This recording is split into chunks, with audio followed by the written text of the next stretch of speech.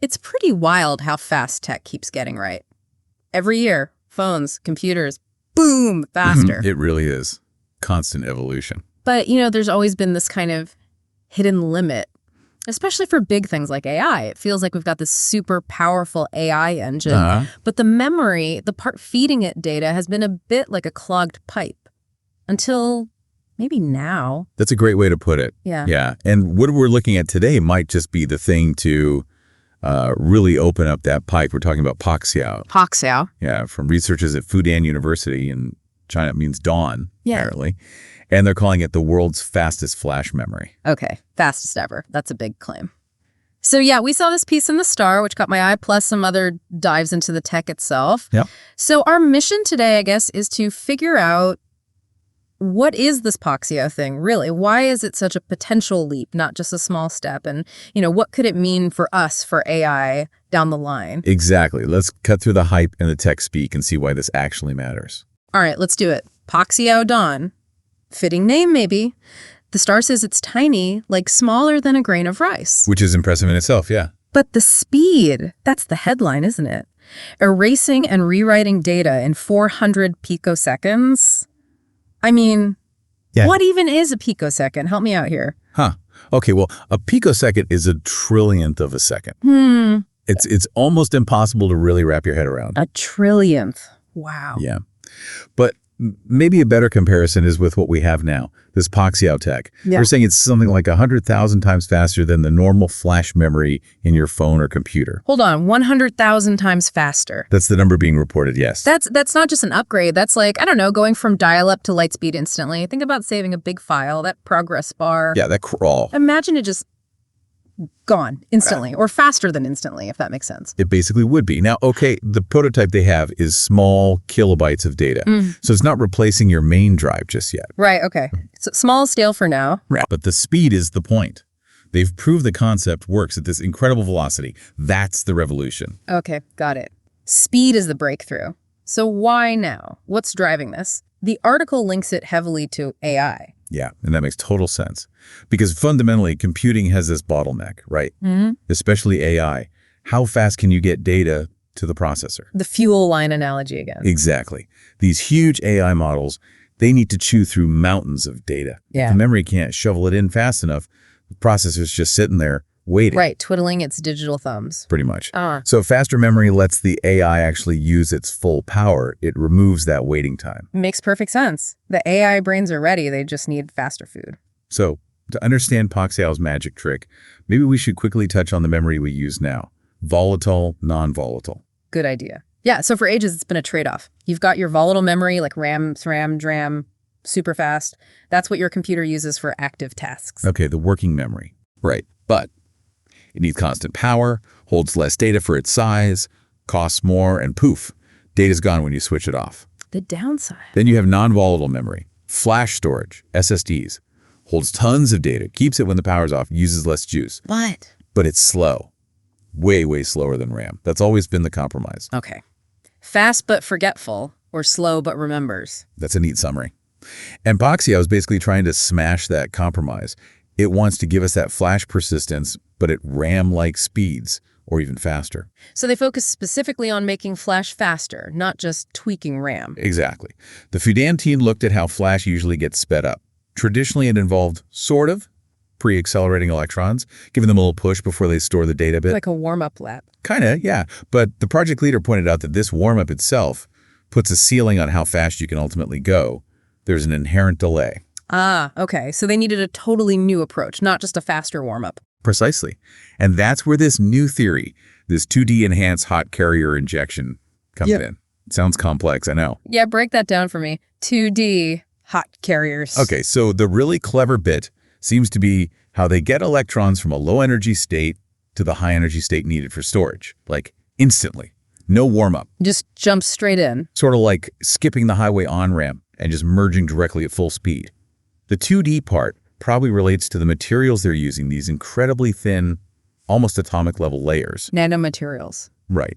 And working at that scale lets them control the electrons much more precisely, enabling this direct, super-fast transition. That's the core of writing or erasing data really, really quickly. Wow. So using these tiny materials lets them sidestep a fundamental speed limit. And the results, you said 400 picoseconds again. Yep, 400 picoseconds to erase and rewrite. And the article notes, crucially, that this is faster than even the fastest volatile memory, SRAM, when you compare them at the same sort of technology level. Faster than SRAM, but SRAM is supposed to be the speed king.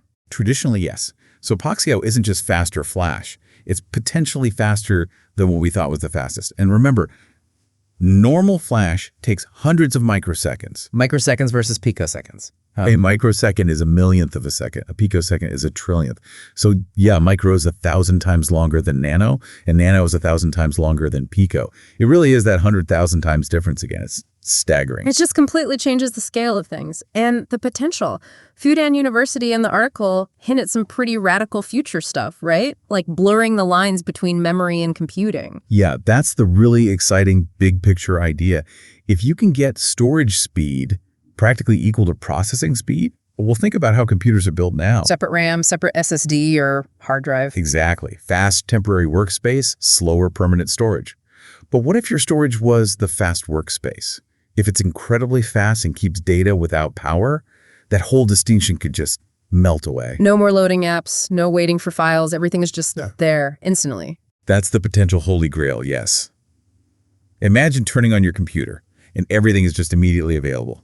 No boot up sequences as we know them, no loading bars. That would be amazing. A totally different user experience. Huge difference. And think about AI again. The article mentions running large AI models locally. Right, on your own device, not in the cloud. Yeah, right now, serious AI needs those massive cloud servers because local machines just don't have fast enough access to the huge amounts of data required. But if your phone or laptop had Poxiao level memory, It could handle it. potentially, yeah. Much more sophisticated AI could run right there on your device. Yeah. Faster, more private, always available. That really opens things up, having that power locally.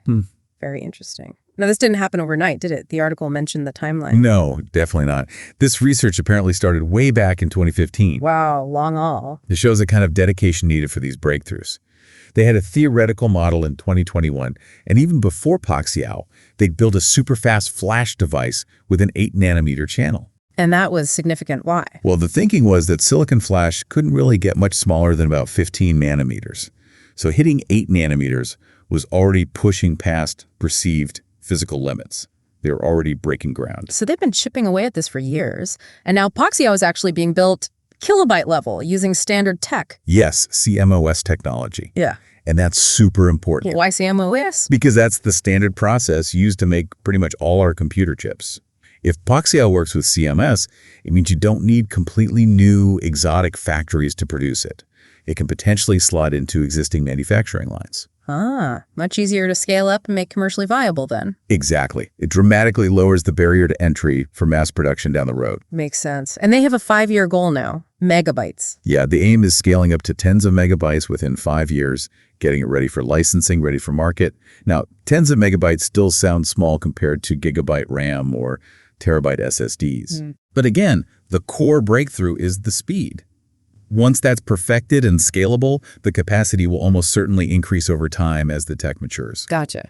Prove the speed, scale the capacity later. That seems to be the path. So wrapping this up, it really feels like Poxio isn't just, slightly faster memory. It's a fundamental shift, breaking through old speed limits for flash. It absolutely seems that way. And this could genuinely pave the way for next-gen computing, maybe finally unleashing AI's full potential by removing that data bottleneck. That's the hope. And it looks like a very promising step in that direction, a really significant development. So for everyone listening, just take a second to think about your phone, your laptop.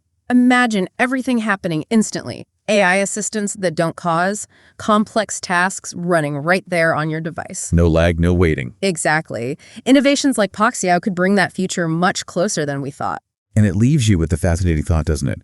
If memory speed truly catches up to processing speed, what becomes possible then? What kinds of things could we build or do that we literally can't even conceive of right now? Yeah. How does that fundamental shift ripple outwards and reshape everything else in tech? That's something really interesting to chew on.